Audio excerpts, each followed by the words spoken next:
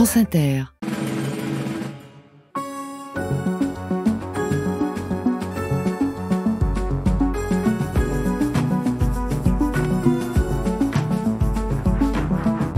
Citoyens et citoyennes, camarades, compagnons, travailleuses, travailleurs, françaises, français.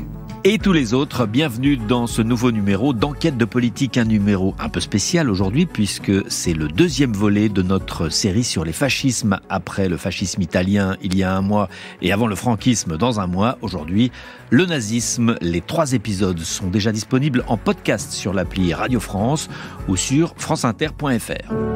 Enquête de politique.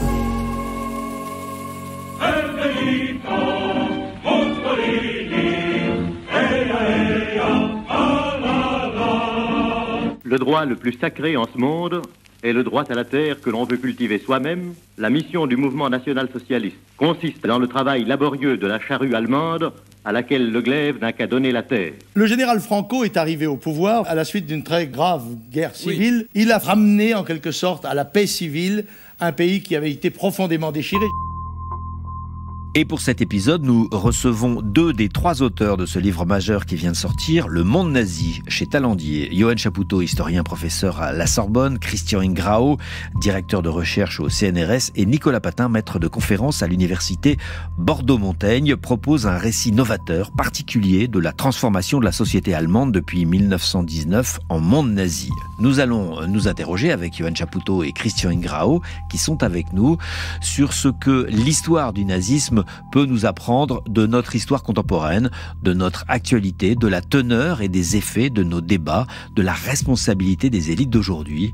Il peut être abusif, anachronique de tirer trop de lignes entre l'époque pré-nazie et aujourd'hui. Beaucoup d'ouvrages ont déjà établi de troublantes et angoissantes similitudes entre les années 30 et aujourd'hui. Nous avons tous appris au lycée le chapitre de la montée des périls d'avant-guerre et nous voyons aujourd'hui monter les périls.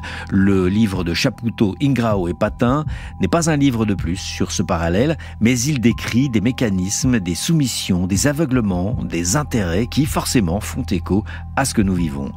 Le risque dans ce genre d'exercice, c'est de considérer que l'exceptionnalité du nazisme, sa singularité, ou au contraire, pour reprendre la vision de Hannah Arendt, la banalité du mal, nous incite, trop de singularité ou trop de banalité, nous incite à éviter la comparaison avec notre époque. Nous allons tenter pourtant, avec toutes les précautions qui s'imposent, d'apprendre de ces 3 historiens, des 2 qui sont avec nous aujourd'hui, Yoann Chapoutot et Christian Ingrao, ce que leur monde nazi nous dit sur nous, et puisque c'est l'objectif de cette émission, ce qu'il nous apprend de nos débats, de la teneur de notre vie politique actuelle. Thomas Legrand sur France Inter.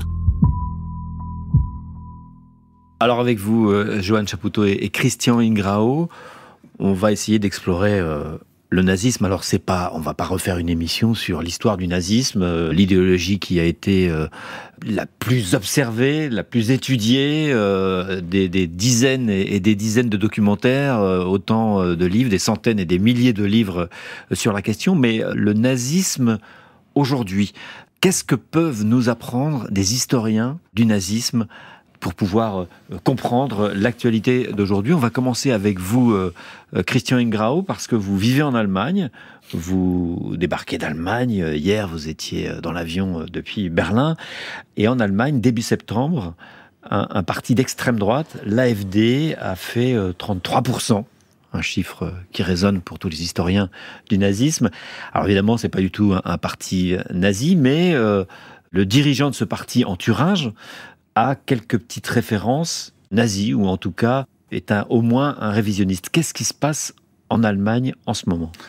Je pense qu'on peut dire que les mêmes causes produisent les mêmes effets un peu partout. Dans les démocraties occidentales, en tout cas, il y a une grande révolution conservatrice mondiale qui est en train de se mettre en place. Et on a des déclinaisons nationales, des déclinaisons françaises, la déclinaison américaine, états-unienne, la déclinaison allemande. En Allemagne, jusqu'ici, les choses ont plutôt bien résisté. Et puis, effectivement, dans ces 2 Länder, de Saxe et de Thuringe, eh bien l'AfD a remporté une victoire électorale. Alors l'AfD, je suis pas un spécialiste de l'AfD, ni de l'extrême droite contemporaine allemande, mais ce qui distingue l'AfD de l'extrême droite habituelle, traditionnelle, post-Seconde Guerre mondiale, c'est sa capacité à recapter un certain nombre de champs sémantiques et de vocabulaire sans employer la sémantique raciale, mais en la touchant, en la frôlant. Hein. Par exemple, en parlant de Umsiedlung, en reprenant ce que nous appelons le grand remplacement, en parlant d'Umvolkung, c'est-à-dire de dissimulation, si vous voulez. Et en reprenant ce vocabulaire, ni vu ni connu, il y a quelque chose qui est de l'ordre du souffle politique et émotionnel que le nazisme avait pu capter à une époque, qui est en train petit à petit de revenir, de reprendre son essor. Est-ce que ça veut dire que c'est la fermeture de la parenthèse de l'interdit nazi, ou est-ce que, puisque la Thuringe, si on parle de la Thuringe, c'était un Länder qui était à l'Est, ou est-ce que cette parenthèse de l'interdit nazi n'était pas de la même qualité dans les pays de l'Est? Ce qui veut dire que la population qui a grandi dans les pays de l'Est, dans l'Allemagne de l'Est, n'a pas... Alors si on veut faire d'histoire, il faut vécu la même évolution sociétale, on dirait, ou sociale que les habitants de l'Ouest. Alors, si on veut faire d'histoire, il faut faire de l'histoire à un peu plus longue haleine et revenir aux années 20 et 30. La Thuringe, c'est cette Allemagne interstitielle entre l'Allemagne rhénane, l'Allemagne prussienne, l'Allemagne bavaroise, et vous avez une espèce de croissant ici, avec une Thuringe qui est un territoire qui est assez marginal et qui devient un territoire ouvrier, industrialiste, et qui va profiter de toutes les grandes politiques industrielles nazies. Et donc, vous avez un territoire ici qui a été un Mustergau, c'est-à-dire une région modèle pour les nazis, avant même que Hitler arrive au pouvoir. Une vitrine. Ça, c'est assez important pour être relié. Donc, il y a une tradition, si vous voulez, industrialiste, ouvriériste, mais encore une fois, ce ne sont pas les ouvriers qui ont porté Hitler au pouvoir. Il n'en reste pas moins, si vous voulez, que il y a un lien entre les cultures ouvrières contestatrices, oui, c'est ça, contestatrices et assez opposées au pouvoir, et notamment à tout ce qui peut être les lignes, appelons ça pro-business, qui va jouer ici. Effectivement, l'AfD est le premier parti qui remporte les élections, mais le deuxième parti, c'est l'alliance Sarah-Wagenknecht, le BSW, et cette alliance, elle dit quoi? Elle dit qu'il faut revenir au social, que les grandes avancées sociétales autour du genre, autour de la race, etc., il faut arrêter ça, et il faut revenir à la bonne vieille lutte des classes, soit dit en passant, en arrêtant ce qu'ils appellent le flot des réfugiés. C'est à la fois lutte des classes et identitaire. Lutte des classes, pas tout à fait identitaire, parce que même s'il y a quelque chose qui est un peu souverainiste, je ne suis pas sûr qu'on puisse vraiment trouver au BSV quelque chose qui soit de l'ordre du national, de l'ethno-nationalisme. On va revenir sur la Thuringe et sur l'actualité de nos pays et de la montée de l'extrême droite à la fin de cette émission, quand on va parler de la conclusion de votre livre. Mais je voulais voir avec vous, Johann Chapoutot, les origines du nazisme. Vous n'acceptez pas, au début de votre livre, qu'on parle des origines du nazisme, et vous n'acceptez pas non plus ce que j'ai dit dans mon introduction, c'est-à-dire parler de l'idéologie nazie. Quand on réfléchit au nazisme, la première chose qu'on pense, c'est qu'on se dit, mais comment ça a été possible? Comment cette monstruosité spécifique a été et unique a été possible, et donc quelles en sont les origines? Pourquoi vous récusez ce mot origine du nazisme? C'est ce qu'on a essayé de faire dans tout l'ouvrage, à vrai dire, après une décantation historiographique de plusieurs décennies, à nous trois, Christian Grau, Nicolas Patin et moi, après nos propres travaux, décantation de nos propres sources, on a essayé de repenser un petit peu les catégories avec lesquelles on essaie de penser, de qualifier le phénomène nazi. Et ça traverse tout le livre. Et effectivement, ça commence avec ce premier chapitre. Traditionnellement, lorsqu'on parle du nazisme, on commence par les origines de l'idéologie. Bon. Sauf que ce sont deux mots qui sont inadaptés, inadéquats, voire faux. Idéologie d'abord, parce que j'aime bien ce mot de Raymond Aron qui dit que l'idéologie, c'est toujours les idées des autres. Donc ça permet de disqualifier quelque chose que l'on estime être artificiel, superficiel ou irréaliste. Et on le voit dans le débat politique de manière quotidienne. Oui, c'est-à-dire quand on pense quelque chose, quand on a un avis politique, on dit c'est la vérité, alors que les autres sont des idéologues. Voilà. Mais quand on parle de nazisme, on parle de quelque chose qui a trait à l'existentiel, voire qui est pleinement existentiel. C'est-à-dire que ça engage bien au-delà des questions qui sont traitées par les doctrines politiques, comme on les appelait au XIXe siècle, répartition des richesses, dévolution du pouvoir, exercice du pouvoir. Là, ça va au-delà. Ça va au-delà puisque ça engage la situation de l'être dans le monde, dans le temps, dans l'espace. Ça engage également une conception de la vie et de la mort. Christian Ingrao l'avait très bien montré lorsque il montrait que, d'une part, le nazisme est un phénomène religieux. Il reprenait ainsi les catégories forgées par Denis Crouzet dans sa thèse majeure sur les guerres de religion, l'investissement existentiel dans la violence, et lorsqu'il montrait également que le nazisme est une manière de faire le deuil. Le deuil de 2 500 000 morts. 1,8 million au front, plus 700 000 civils au moins. Là, on parle de la Première Guerre mondiale. On parle de la Première Guerre mondiale, effectivement. Donc, le terme d'idéologie qui dénote ou connote la superficialité, l'artificialité et l'altérité ne s'applique pas. Parce que de fait, les nazis nous parlent aussi. C'est ça qui est très gênant. Qui est aussi. Très perturbant, on va y venir. Oui. Mais pourquoi pas les origines ? Parce que vous avez parlé de toute l'historiographie du nazisme. On date les origines de la frustration de la guerre, de la Première Guerre mondiale, ou bien alors d'un peuple trop nombreux sur une terre trop petite et qui n'a pas eu, comme la France ou l'Angleterre, l'occasion de coloniser et donc d'avoir cette expansion. Pourquoi il n'y a pas d'origine au nazisme ? On ne récuse pas l'étiologie, c'est-à-dire le fait de remonter en amont et d'essayer de voir quels sont les prodromes, les causes ou les fondements, etc. Mais on récuse le terme d'origine dans la mesure où ça participe pour le coup d'une vision du monde, d'une culture nazie, le fait de parler d'origine. Le origo-latin, c'est vraiment l'extraction et les nazis, ou la procession quasi biologique, si vous voulez, ou quasi organique, et les nazis ne cessaient de parler de Ursprung, justement, d'origine. Nous, on préfère parler de fondements, ou de catégories, de concepts fondamentaux, ou de coordonnées mentales, pour voir ce qui s'est cristallisé au fond dans la seconde moitié du 19e siècle, et qui a en Europe, pas seulement en Allemagne, en Allemagne d'ailleurs plus tardivement, mais en Europe, donné naissance à un monde qui était en bouleversement. Alors ça devient classique et voire banal de le dire, mais quand on voit la réalité du second 19e siècle industriel, urbain, prolétarisé, capitaliste en Europe, et puis dans cet extrême Occident que sont les États-Unis ou l'Amérique du Nord, on voit à quel point les contemporains ont lutté pour essayer de trouver, de forger des catégories qui donnaient sens à leur expérience du monde. Et c'est d'autant plus vrai en Allemagne, et c'est de ce point de vue-là que nous spécifions ce qu'il y a de proprement allemand dans cette histoire, parce que nous avons l'ambition à la fois de redéfinir les catégories, mais aussi de contextualiser, de situer, en dégermanisant le phénomène nazi.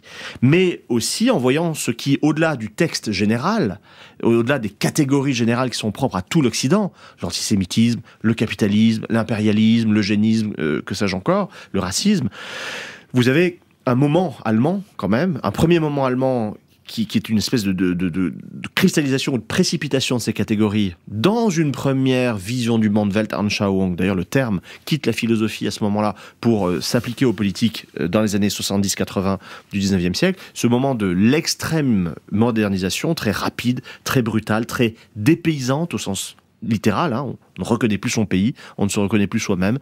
À un moment où il y a une explosion démographique, où il y a une explosion urbaine, etc. Et vous avez un deuxième moment de précipitation qui se situe entre la fin de la Première Guerre mondiale, une fin d'ailleurs qui n'est pas acceptée en Allemagne, c'est une défaite refusée, et la fin des années 20.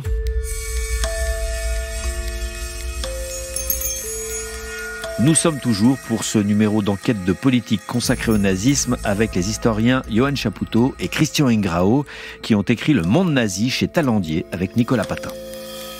Enquête de politique. Thomas Legrand sur France Inter.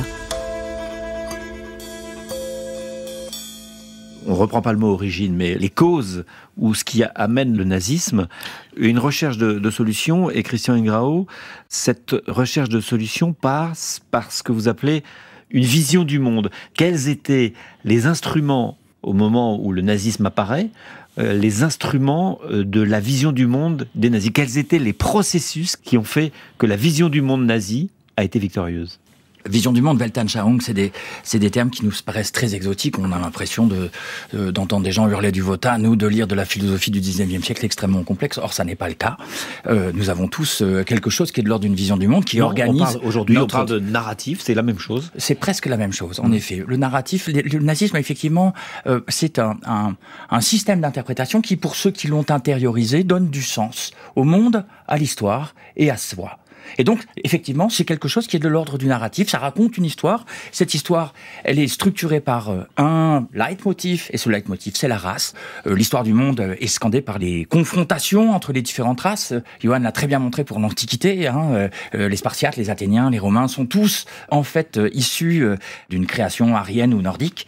Et on peut suivre les hauts et les bas de l'histoire en suivant ce grand affrontement racial. Donc, la Weltanschauung, c'est d'abord une lecture de l'histoire, mais c'est aussi une lecture du monde. Le monde est un agrégat de races, avec au centre cette zone dans laquelle la concentration de races nordiques est la plus importante, qui va Scandinavie, Allemagne, Pays-Bas, Pologne, mais vous aurez compris que la Pologne c'est un peu compliqué, Angleterre, etc., nord de la France. Toute cette zone-là est censée être le lieu de concentration des deux grandes races nordiques les plus créatives, etc. Oui, mais comment, dans la période pré-nazi ou au début du nazisme, l'écosystème économique et médiatique de l'Allemagne a permis à la vision du monde nazie de progresser et d'être victorieuse. Mais tout simplement parce que toute une partie de ce narratif est partagée par tout le monde. C'est-à-dire que vous prenez un nazi et un socialiste, vous les mettez face d'une table, vous enlevez les armes, évidemment, et on commence à les faire discuter ensemble. Au début, ça va être un peu conflictuel, puis au bout d'un moment, vous allez prendre des sujets un peu moins conflictuels et vous allez passer sur la crise, quel malheur, etc., oui. etc. Il faut qu'on lutte contre le chômage.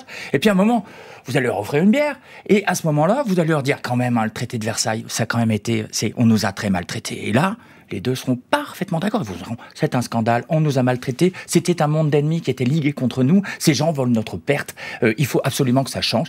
Johan Chapoutot. De fait, la société allemande n'était pas vouée à se jeter dans l'horreur criminelle telle qu'elle s'est déployée à partir de 1933. Quelle est la mécanique qui fait qu'elle s'y est jetée? Lorsqu'on fait des études qualitatives, en l'occurrence avant 1930, on se rend compte que les valeurs des Allemands, elles sont pas plus violentes ou délirantes qu'ailleurs. Ils sont pas plus antisémites qu'ailleurs. Ils sont pas plus nationalistes qu'ailleurs. Les valeurs de partage, de paix, l'attachement à la paix sont plutôt bien partagés dans ce pays. Et vous avez un appareil... Le mouvement socialiste, d'ailleurs, était très puissant. Très puissant. Vous avez la gauche la plus structurée, la plus intelligente, la mieux organisée au monde, la plus ancienne également. Et vous avez face à ça des gens qui ont très bien identifié qu'il fallait infléchir ou tordre l'opinion publique pour redresser l'Allemagne, et ça s'est cristallisé pendant la Première Guerre mondiale. Vous avez une espèce d'équivalent de Bolloré à l'époque, dans la Première Guerre mondiale, qui était un ultra-nationaliste, un ultra-antisémite, un radical, qui était un magnat de la Ruhr, qui s'appelait Alfred Hugenberg, qui a décidé de changer tout simplement de fonds d'investissement, puisqu'il a décidé d'investir, pour le coup, l'espace médiatique. Donc là, on parle de bataille culturelle. Oui, et c'était clairement pensé comme ça par quelqu'un qui a été un compagnon de route des nazis, qui finalement a fini par se faire dévorer, désossé et recraché par les nazis en 1933, parce qu'en 6 mois c'est terminé. Il a été ministre du cabinet Hitler, mais ensuite il s'est fait vider, puis il a dû céder tout son empire médiatique. Mais son empire médiatique, c'était 1600 médias. 1600 médias. Et c'est vraiment Hugenberg qui a fait le travail de bombardement en nappe, comme ça, de la société allemande, qui a acclimaté, comme on le voit aujourd'hui au fond, les cadrages, les thématiques, les idées, les raisonnements de l'extrême droite. Parce que Hugenberg, qui était ultra financé par ses amis du capital, était un nazi sans la carte, si vous voulez. Alors, Christian Ingrao, là on est en train de faire un parallèle. Il est mécaniquement intéressant, il est politiquement séduisant. Est-ce qu'il ne va pas trop loin? Bolloré, en quoi un historien du nazisme, donc du pire et de l'exception, peut nous mettre en garde contre la mécanique bollorienne qui a amené le nazisme? Comment vous pouvez nous expliquer qu'il faut faire attention sans non plus faire des parallèles outranciers? Vous voulez vraiment une réponse? Ouais. Écoutez, on va commencer par répondre sur un truc. Moi, j'ai fait ma thèse sur un groupe de 80 personnes qui sont des intellectuels et qui sont caractérisés par un parcours militant au sein de la SS et puis une carrière dans les appareils de sécurité. En d'autres termes, je suis en train de vous dire que j'ai travaillé sur 80 personnes qui sont historiens, géographes, économistes, juristes, etc., qui se sont retrouvés avec un flingue dans la main en train de tuer des bébés devant des fosses en Biélorussie. Donc, si vous voulez, moi, la question de l'engagement et la question de la présence de l'historien dans l'espace public est une question qui me pose un énorme problème, et ce d'autant, si vous voulez, que j'ai passé mon dernier oral de l'agrégation le jour où Ratko Mladic a séparé les femmes et les enfants à Srebrenica. Alors, si vous voulez, je ne prétends pas, et je ne prétendrai jamais, avoir une quelconque voix au chapitre sur ces questions-là. Néanmoins, ce qu'on peut dire, c'est que les historiens peuvent essayer de mettre en place un certain nombre de postes d'observatoire qui sont des pas de côté par rapport à ce que peuvent faire d'autres personnes, des économistes, des politiques, etc., etc. Et donc, nous, ce qu'on propose, c'est simplement, non pas de faire des parallèles mécaniques, mais simplement de pointer des postes d'observation. En train de parler de la comparaison entre Hugenberg et Bolloré est quelque chose que vous n'aurez pas beaucoup entendu jusqu'ici, et c'est quelque chose qui permet de comprendre un certain nombre de choses. Une autre chose, un autre point, par exemple, sur lequel on pourrait faire, c'est, on pourrait vous parler du congrès d'Erlangen de 1919. Le congrès d'Erlangen de 1919, c'est le congrès des mouvements étudiants. Et à ce moment-là, on est en 1919, en une année, dans toutes les universités allemandes, les étudiants ont mis en place des élections dans lesquelles ce qui comptait était quelles sont les conditions pour rentrer dans les œuvres de bienfaisance. Et ces conditions, c'était un arbre généalogique.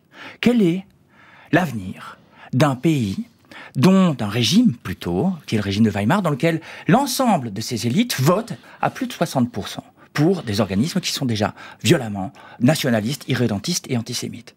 La question de la porosité entre les élites et le type d'idéologie dont on est en train de parler est une question qu'il faut poser et qu'on ne posait pas de la même façon il y a 20 ans et maintenant. Avec les historiens du nazisme Yoann Chapoutot et Christian Ingrao, que peuvent nous apprendre les historiens sur notre vie politique actuelle? Cette question est plus dramatique pour les historiens du nazisme.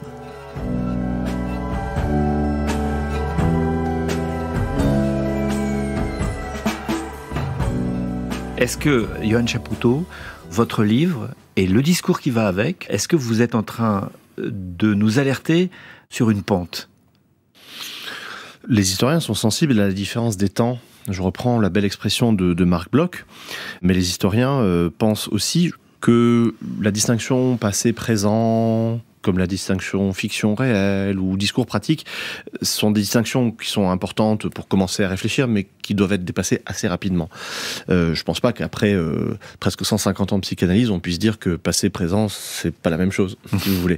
Il me semble que c'est, pour le coup, très très présent le passé. Et par ailleurs, les historiennes et les historiens réfléchissent en analogie également. Ils distinguent des acteurs, des dynamiques, des intérêts. On peut distinguer des configurations que l'on voit, sinon se reproduire, du moins être parallèle, être comparable d'une période à une autre. Et de fait, la comparaison en histoire, on passe sa vie à faire ça. Le simple fait d'écrire de l'histoire, c'est déjà de la comparaison. Parce que je suis ici et maintenant, et j'écris sur 1936. Bon. Ça, c'est une première chose. La deuxième chose, c'est que il faut pas se leurrer trop vite sur ce que l'on appelle le nazisme. Et je pense qu'on y revient surabondamment dans le livre. Le nazisme en 1933, en 1936, jusqu'en 1938 au fond, et même un peu après, ce n'est pas Treblinka, ce n'est pas Sobibor, ce n'est pas Auschwitz. Le nazisme, c'est une entreprise de régénération socio-biologique, radicale, ambitieuse, qui a une force de frappe médiatique délirante avant même l'arrivée au pouvoir, une force de séduction et d'appel de sens qui rend effectivement cette vision du monde désirable et efficiente dans la société allemande, parce qu'elle est travaillée par ça. Le nazisme, c'est quelque chose comme une extrême droite peut-être un petit peu plus vociférante, un petit peu plus musclé dans ses méthodes que d'autres, mais tout à fait acceptable. Christian parlait des élites, disons les élites patrimoniales, les gens qui sont là, les dominants, qui sont pas forcément bien éclairés et bien intelligents, mais en tout cas qui sont là. Ces gens-là, pour le coup, ils vont moins être sensibles à la rhétorique haineuse d'un vociférateur de brasserie ou d'un animateur de foire comme Hitler qu'à Hugenberg. Parce que Hugenberg, c'est le complet veston, c'est la montre goussée, c'est le milliardaire, c'est les moustaches frisées, et c'est le doctorat, c'est un docteur Hugenberg. Mais dans le discours, regardez ce que disent des gens comme Hugenberg, ils disent la même chose que les nazis. La même chose. Et d'ailleurs, ils veulent les imiter en créant des unités paramilitaires, des associations de jeunesse, pour essayer de capter un petit peu de la force ou de la vista militante des nazis. Donc ces questions-là, je pense qu'elles méritent d'être posées de manière analogique ou comparative entre eux et nous. Et cela s'est permis par un véritable effort de projection dans une société dont les catégories en 1933... ou en 1936, et je parle même de l'élite nazie pour le coup, ne sont pas celles de l'extermination. Donc vous avez une espèce d'écran comme cela, légitime, qui va fausser la perspective et qui nous interdit d'accéder à ce que était le nazisme pour ses contemporains, que ce soit les masses allemandes pour aller vite, mais aussi les élites étrangères qui plébiscitaient le nazisme quand même. Et plébisciter ses idées. Parce que vous avez quand même une hiérarchie nazie qui a refait de l'Allemagne une zone optimale d'investissement à partir de 1933. Alors, et plébisciter ses idées, ou elle ne voulait pas voir ses idées par une cécité volontaire parce que le nazisme fournissait une possibilité de croissance à tous les exportateurs, puisque le nazisme investissait en masse. Écoutez, prenez les élites françaises, les élites américaines et britanniques, n'en parlons pas, mais vous voyez un Georges Bonnet, ministre des Affaires étrangères quand même, du gouvernement Daladier, c'est un admirateur éperdu du Troisième Reich, c'est un antisémite radical, Bonnet. Vous prenez Édouard Herriot, la République en personne, selon son biographe, Serge Bernstein, c'est quelqu'un qui va défendre l'idée que on réduise les rations dans les asiles, pour faire des économies, parce que vous comprenez, les réformes et le budget c'est important, et 2, pour faire crever les fous, parce que ça va régénérer la société. Édouard Herriot. Donc de l'eugénisme. Mais bien sûr, mais donc ce que font les nazis disent ça, ils le font, c'est très bien, c'est un banc d'essai d'idées très intéressantes, et par ailleurs, ce sont des gens avec qui on peut parler et avec qui on fait affaire, voilà. Et on s'entend bien avec eux. France Inter, enquête de politique. Thomas Legrand.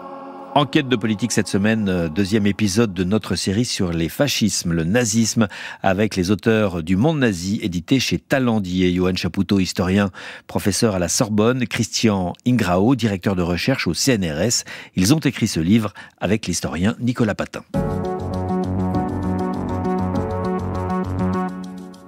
Christian Ingrao, pourquoi les Ukrainiens traitent les Russes de nazis? Pourquoi les Russes envahissent l'Ukraine en disant qu'ils combattent le nazisme? Le nazisme est toujours quelque chose de très présent dans la culture de ces pays de l'Est.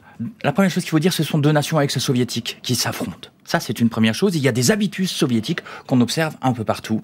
Et parmi ces habitus soviétiques, cette espèce d'antinazisme qui voit des éléments du nazisme un peu partout. Les Russes disent que les Ukrainiens sont nazis parce que ils pensent que les Ukrainiens ont collaboré massivement pendant la Seconde Guerre mondiale. Il n'en reste pas moins qu'on peut dire aussi qu'il y a 3 millions d'Ukrainiens qui sont morts dans l'armée rouge pour libérer tout le monde.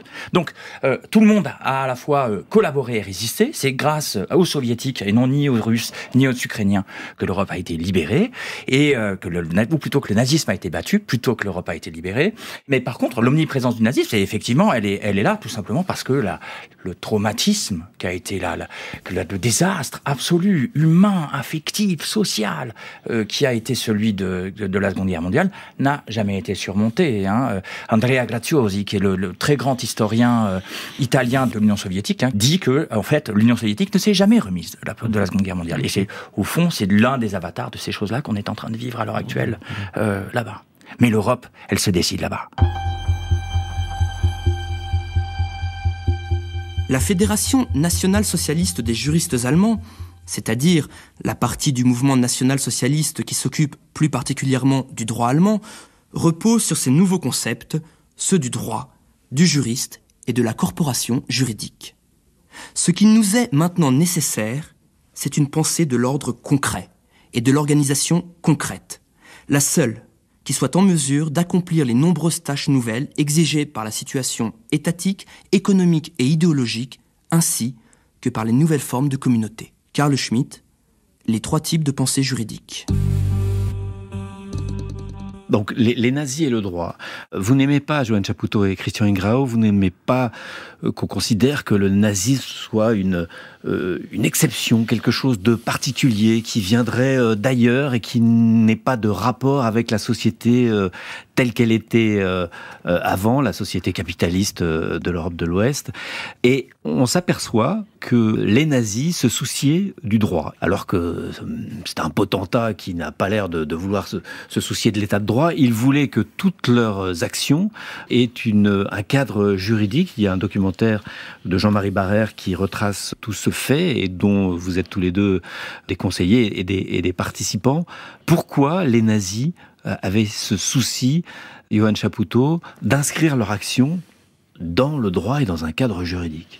Ça remonte loin pour le coup. Déjà, on peut dire que les élites allemandes, la technostructure allemande dans le public comme dans le privé, sont des juristes.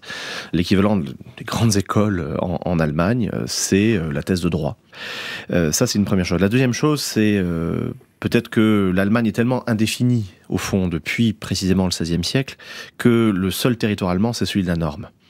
Vous faites des cartes de l'Allemagne, c'est un casse-tête infini. Moi, je le vois avec mes étudiants. La construction royale et jacobine du territoire français, on voit à peu près les siècles marchèrent de la Gaule à la France, comme dit Michelet. Dans le cas allemand, c'est pas vraiment le cas. Et donc, il y a un surinvestissement du surmoi normatif, si vous voulez, à la fois juridique et moral, la figure de Kant en Allemagne. Et dès lors, les nazis, qui sont une sécrétion de cette histoire allemande et occidentale, participent de cette fascination pour la norme. Et de fait, vous avez, Christian l'a bien montré, des juristes qui arment les organigrammes et qui structurent les procédures, tout le temps. Et c'est pour ça que lorsque vous avez un acte policier, un ordre de placement en rétention administrative, ce qui est le régime du camp de concentration, ça se fait sur papier mauve, parce que le papier mauve, c'est normalement la littérature judiciaire. Et l'ordre d'incarcération d'un juge, normalement, c'est sur papier mauve. Là, on l'adopte et on le confie à la police pour bien montrer qu'il y a une légitimité supérieure de l'acte administratif policier et que cela n'est pas susceptible d'être contesté devant un juge. C'est vraiment le passage de février 1933 à l'ordonnance du 28 février où on passe d'un état de droit judiciaire à un état policier. Comment, Christian Ingrao, on peut combiner l'arbitraire et le droit ? Je pense qu'il y a une notion qu'on pourrait peut-être introduire ici, c'est le Notstand, c'est l'état d'exception. C'est le fait que nous sommes en train de vivre des temps qui sont des temps d'exception. La guerre a fait que le monde d'ennemis est en train d'essayer de mettre en place une lutte à mort, et dans ces temps-là, alors, il faut que le droit soit zwecksmäßig, c'est-à-dire qu'il soit orienté vers nos objectifs. Et donc, peu importe au fond la question de la conformation à la norme ou les normes d'écriture, etc., le droit doit répondre aux défis de ce siècle et aux dangers que courent la nation et la race. Je pense que c'est à peu près comme ça qu'on peut dire. Et là, on a encore une leçon, l'exception. L'exception au droit et le droit qui encadre censément l'exception. On a une leçon avec ce qui se passe aujourd'hui ou pas ? Je reprends ce que disait Christian à propos du Notstand. C'est un mot très important. Et de fait, Carl Schmitt... Traduisez-le nous. Notstand, c'est l'état d'exception. Que Carl Schmitt a de fait beaucoup travaillé. Il essaie de faire carrière avec les nazis très tardivement, parce que Carl Schmitt n'avait pas misé sur ce cheval-là du tout. Carl Schmitt, il mise sur les libéraux autoritaires, qui veulent évidemment dépasser la démocratie, et qui sont pro-business, mais il n'a pas adhéré, si vous voulez, à la militance un petit peu virile et violente des nazis. Il s'y raccroche au printemps 1933. C'est un rallié de la 25e heure. Et au fond, quand il parle de la pensée de l'ordre concret, il dit quelque chose de très banal et d'assez lamentable d'un point de vue intellectuel. Beaucoup de juristes vous diront que c'est pas du droit. De fait, c'est l'idée qui consiste à induire la norme d'un état de fait. Et il fait fond là sur des vieux débats entre romanistes et germanistes au 19e siècle dans l'université allemande. C'est pas très original, c'est pas très intelligent. Mais induire la norme sur un état de fait, c'est-à-dire essayer de transformer en loi le fameux bon sens qui ne veut rien dire, ou ces choses-là, c'est quelque chose de très commun à toutes les extrêmes droites. Le fameux bon sens, espèce d'évidence de la réalité, vous avez de l'ordre naturel, et choses comme ça. Vous avez des réalités concrètes, l'ordre concret, dit-il, la différence homme-femme, la différence patron-ouvrier, la différence des races. Et à partir de ces états de fait, vous induisez des normes, c'est-à-dire que vous transformez le fait en droit. Et plus qu'en droit, en l'occurrence, puisque là, il y a une rupture que les nazis opèrent, en fait. Et Carl Schmitt va pas assez loin. C'est pour ça qu'il va être mis sur la touche très rapidement en 1936. C'est plus de la norme que du droit.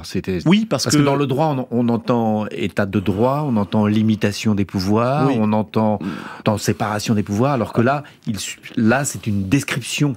Alors, plus qu'une... Moi, j'ai effectivement parlé de normativité, pour subsumer, si vous voulez, la norme juridique, la norme morale, qui est hantée sur la notion de nécessité. Parce qu'au-delà du Notstand, ou à la racine du Notstand, pour le coup, c'est légitime de parler de racine, vous avez Note, dit Note, c'est 3 lettres qui sont minuscules, mais qui disent énormément et qui sont vraiment un pilier cardinal de la vision du monde nazi. Note, c'est plusieurs choses en allemand, et ça veut tout dire au fond, hein. C'est à la fois la détresse, il y a une situation objective de détresse, l'Allemagne est en danger. C'est l'urgence, parce que la détresse commande l'urgence à agir. Si on n'agit pas, on meurt biologiquement, on est en train de disparaître. Et troisième sens, et ce mot est quand même fascinant, hein, c'est la nécessité. Le fait qu'on ne peut pas ne pas, ou qu'on ne peut pas agir autrement. Autrement dit, on passe d'un imaginaire de l'obligation, qui est fondateur essentiellement du droit tel que nous le concevons. Je m'arrête au feu rouge parce que j'ai l'obligation, mais si j'ai l'obligation, c'est que je peux ne pas m'arrêter. Or là, on passe de l'obligation à la nécessité, c'est radicalement différent. La nécessité, c'est je ne peux pas ne pas. Si je ne fais pas, je meurs. Voilà ce que disent les nazis. Et il y a une espèce de transmutation, si vous voulez, en norme, d'une angoisse existentielle, mais ravageuse, si vous voulez. Suite de notre entretien avec les historiens du nazisme, Johann Chapoutot et Christian Ingrao. Nous y voilà, les similitudes et les pentes dangereuses. France Inter, en quête de politique. Thomas Legrand. Et alors, il y a un lien que vous faites dans votre conclusion, Johann Chapoutot, entre le monde capitaliste et le nazisme. Non pas que l'un ressemble à l'autre, mais que l'un peut amener l'autre. Si je vous en parle maintenant, c'est quand vous dites le nazisme, ou en tout cas le droit nazi, c'est passé de l'obligation à la nécessité, ça me rappelle « Il n'y a pas d'alternative » de Margaret Thatcher. Alors, déjà, c'est pas. Est-ce qu'on va trop loin ? Déjà, c'est pas ma conclusion, parce que ce sont. Dans votre conclusion, il y a un peu de ça. De votre conclusion. Oui, c'est la conclusion des auteurs. Nous sommes solidaires, oui. Les chapitres sont pas signés, en fait. Oui, bien sûr. Oui, cela dit, c'est quand même toi qui l'as écrite, celle-là. On se connaît ça plus. Très bien écrite. Oui, je le souligne. L'idée, c'est l'idée au fond de tout l'ouvrage, de l'introduction de Christian pour le coup jusqu'à la conclusion, en passant par tous les chapitres, c'est d'éviter d'enfoncer joyeusement des portes ouvertes. Alors on va dire la porte ouverte habituelle par tous les autres historiens et par la plupart des autres analystes du nazisme, c'est qu'il y a le nazisme d'un côté et puis la société libérale au sens politique et économique de l'autre, et le nazisme serait l'antilibéralisme, puisque c'est un étatisme puissant, et puis c'est un régime contre toutes les libertés que le libéralisme a produit, et c'est comme ça que c'est vu. Oui. Et c'est ce que vous battez en brèche. Écoutez, déjà sur l'étatisme, c'est ridicule, parce que les nazis sont des anti-étatistes convaincus et radicaux. Ils détruisent l'État from day one, si vous voulez. Dès qu'ils arrivent, ils commencent à bousiller l'État, qu'ils voient comme un corpus de normes dépassé, et comme un corps de fonctionnaires inefficace. Le parti remplace l'État. C'est pas le parti, en plus, c'est le mouvement. Donc l'idée contre le status de l'État, contre le statisme de l'État, il y a la dynamique du mouvement. Il y a la dynamique du sang, de la vie, de la disruption, de l'innovation, de toutes les conneries qu'on entend de fait aujourd'hui. Enfin, il n'y a plus l'individualisme positif des Lumières, il n'y a pas l'émancipation possible et la liberté. C'est comme ça qu'on oppose généralement nazisme et libéralisme politique. Alors ensuite, il faut voir ce que vaut l'aune de ce libéralisme individualiste dans une Amérique de la ségrégation, par exemple. La ségrégation des Noirs, mais aussi des Juifs. Il faut voir la valence et la puissance de l'antisémitisme. Pierre Birnbaum l'a très bien montré dans Les larmes de l'histoire, et tant d'autres auteurs. Et voir aussi que les juristes nazis s'inspiraient directement des lois Jim Crow et des lois de la ségrégation pour faire les lois de Nuremberg. Parce que s'il s'agit de créer une société ségrégée, le modèle, c'est les États-Unis. Et le plus beau dans cette histoire, c'est que les juristes nazis trouvent que les Américains vont beaucoup trop loin dans la définition de l'altérité raciale. One drop is enough, qui est la législation, la jurisprudence de la Cour suprême, c'est une aberration pour les nazis, puisque, après tout, on peut rattraper un quart de juif. Une goutte suffit. Voilà. Et donc là, dans un quart de juif, il y a un petit peu plus qu'une goutte. Donc nous, on a évité d'enfoncer les portes ouvertes. La porte ouverte magistrale, c'est horrible, oui, ça c'est sûr, c'est ineffable. Ah non. Nous sommes historiens, donc nous parlons, et nous essayons de spécifier, de qualifier, de décrire, et peut-être de comprendre, et voire d'expliquer. Donc, première porte ouverte, on la laisse de côté. Ensuite, à côté des portes ouvertes, vous avez toutes les fausses explications. Toutes les fausses étiologies. La folie, la régression vers la barbarie, la banalité du mal. Enfin bref, des choses plus ou moins stupides ou plus ou moins élaborées d'un point de vue intellectuel, la banalité du mal étant le plus subtil, bon, c'est Hannah Arendt, mais qui sont toujours également fausses, en fait, et qui en fait, ce ne sont pas des modèles opératoires qui nous permettent de casser la noix, si vous voulez, lorsqu'on est face à ces phénomènes-là. Et donc, nous, ce qu'on montre, c'est que, effectivement, et Christian est bien passé pour le savoir, vous avez ce qu'il appelle le paroxysme. Et le paroxysme est une réalité et il peut être ressaisi, resitué, peut-être même expliqué, à la limite. Mais ce paroxysme-là ne doit pas faire écran, si vous voulez, et nous empêcher d'accéder à toutes les conditions de pensabilité et de possibilité de l'horreur. Et c'est ce que nous avons essayé de faire en montrant que la porosité, elle est permanente entre les nazis et les autres. Entre les frontières de l'Allemagne ne sont pas hermétiques. Regardez les JO de 1936, le monde, die Welt zu Gast, comme on disait, le monde était le bienvenu en Allemagne. Il y a quelque chose de commun entre nos sociétés et le nazisme, c'est l'extractivisme. Je voudrais que vous me parliez de ce terme extractivisme qui va au-delà d'aller chercher dans notre terre de quoi alimenter notre croissance. Un des multiples constats qu'on a pu faire avec les quelques décennies qu'on a de fréquentation de l'historiographie et des sources, c'est qu'il y a de fait, au-delà de la spécificité du phénomène nazi, une réception de ce phénomène à l'extérieur. Et cette réception est plutôt bonne chez des gens qui sont raisonnables, tempérés, libéraux, etc. Et donc, ça nous interroge. Et quand on s'interroge sur les raisons de cette porosité ou de cette affinité élective, entre des gens qui se reconnaissent entre eux, au fond, comme des partenaires de discussion, d'affaires, de travail, eh bien, il y a de fait cette notion qui a été élaborée par les penseurs de l'environnement, qui est celle de l'extractivisme. Et là, on touche quelque chose, on parlait de comparaison tout à l'heure, qui est infrangible, si vous voulez, dans l'activité de l'historien.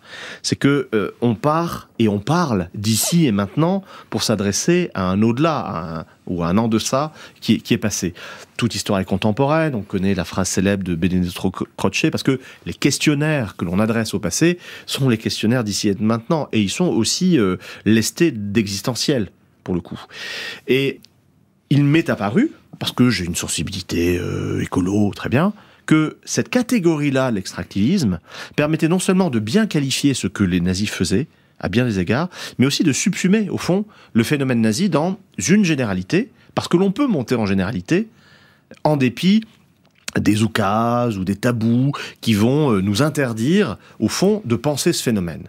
Parce que si on reste dans l'étiologie stupide de la folie de je ne sais quoi, ou la porte ouverte de l'ineffable, on va pas bien loin, en fait. Et de fait, en tant qu'historien, on ne répond pas à une demande sociale d'intelligibilité. Donc c'est ce qu'on essaie de fournir. Et avec la catégorie de l'extractivisme, pour le coup, on touche à une réalité qui est celle d'une modernité tardive qui est la nôtre. Et qui qui déploie ses potentialités proprement monstrueuses, précisément dans la seconde moitié du XIXe siècle. On va considérer toute réalité, qu'elle soit naturelle, environnementale ou humaine, non pas comme une fin en soi, mais avant tout comme un moyen. Un moyen pour mettre fin à moi. Donc c'est ce que Marx et les marxistes ont appelé les eaux glacées du calcul égoïste. Le monde s'est démagifié, on ne respecte plus l'être et l'essence en l'autre, on ne voit que l'utilité dans l'autre et le profit que je peux en tirer. Tout cela est vraiment très banal au fond. De Marx à Nietzsche, tout ça a été très bien thématisé. D'ailleurs en Allemagne, c'est intéressant, dans la seconde moitié du XIXe siècle. Les nazis sont les deux pieds là-dedans. Tout est source d'intérêt pour une fin qui est unique, qui est la fin biologico-sociale de la prééminence raciale de l'Allemagne. Et tout doit être ordonné ou référé à ça. Et dans cette mesure-là, c'est l'utilitarisme poussé à son extrême. C'est un utilitarisme, effectivement, et j'avais développé cette idée-là dans un article déjà il y a longtemps, qui faisait le point sur, en gros, les nazis et l'écologie. Parce que vous savez, il y a toujours cette idée vraiment effarante que les nazis auraient été de grands écolos. Le naturalisme. Voilà, et donc c'était, il y avait un essayiste célèbre. Comme ils se promenaient nus. Voilà, et comme ils avaient voulu protéger telle forêt ou tel animal, ils étaient de grands écolos. Pas du tout. Ils ont, vis-à-vis du vivant en général et de l'environnement, pour aller vite, le même rapport que vis-à-vis d'un détenu de camp de concentration. Vous avez face à vous un fond d'énergie dans lequel on va puiser jusqu'à l'épuisement. Les nazis volent tout passent leur temps à voler, en fait, et toute leur économie est gagée sur le vol, la prédation et la spoliation. Et au-delà de ça, ils considèrent toujours qu'ils ont face à eux un fonds d'énergie à épuiser, mais à épuiser jusqu'à la destruction. Ils détruisent tout, ces gens-là. Ils ont détruit l'Allemagne, ils ont détruit potentiellement tout le continent européen, et ils ont détruit des millions de personnes. Alors, il y en a quelques millions de personnes qui, pour le coup, devaient être détruites, en soi et pour soi, mais il y avait d'autres millions de personnes qui étaient vues comme des instruments pour les fins de la race et de la nation allemande.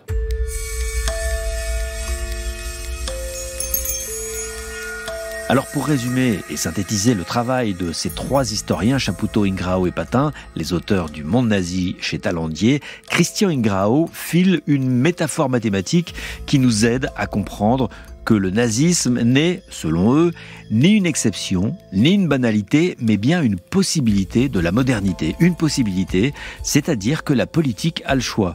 C'est la leçon, alors je ne sais pas si elle est rassurante ou pas, vous vous ferez votre idée. Christian Ingrao, l'image de la matrice. Une matrice, c'est quelque chose qui a été introduit, c'est des mathématiques de base. Une matrice, c'est quoi ? C'est un système de nombres qui représente l'ensemble des états possibles du système qu'on est en train d'étudier, c'est-à-dire l'ensemble de ses possibilités, de ses potentialités.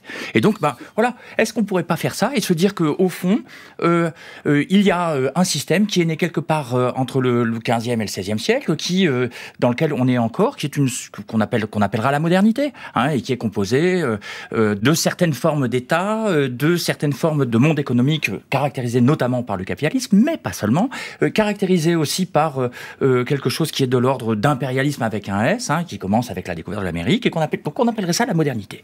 Le nazisme est quelque part dans cette matrice l'une des potentialités. Il est dans la modernité. Et c'est l'une des potentialités de la modernité. Il y en a d'autres, plein d'autres. Les fascismes, le libéralisme, les républiques démocratiques, le stalinisme, le communisme, le socialisme, etc. Mais le nazisme en est un parmi d'autres. Et c'est celui-ci qu'on essaye d'étudier avec Johan et Nicolas. Et je pense que, vu comme ça, en prenant ce petit outil de méca quantique, on dit bien les choses. C'est une potentialité parmi d'autres. Johan Chapoutot, historien, professeur à la Sorbonne, Christian Ingrao, directeur de recherche au CNRS, et Nicolas Patin, maître de conférences à l'université Bordeaux-Montaigne. Ce sont les auteurs du Monde nazi chez Talandier. Alors c'est un livre qui fait débat dans la communauté des historiens, comme souvent quand il est question des fascismes sous ses diverses formes. Pour vous en rendre compte, vous pouvez lire la critique argumentée de cet ouvrage par Ève Seftel dans Libération. Vous trouverez le lien sur le site de France Inter à la page de l'émission. Prochain épisode de notre série sur les fascismes dans un mois, le franquisme. Mais les 3 épisodes sont déjà disponibles en podcast sur l'appli Radio France ou sur franceinter.fr. Enquête de politique est réalisée par Christophe Imbert. Archives sonores Franck Olivard. Programmation musicale Thierry Dupin. Merci à Maxime Goudard qui était à la technique aujourd'hui. La semaine prochaine, on se retrouve en direct pour un nouvel épisode d'Enquête de politique, cette fois-ci lié à l'actualité. Et d'ici là, n'oubliez pas, si vous ne vous intéressez pas à la politique, c'est la politique qui s'intéressera à vous.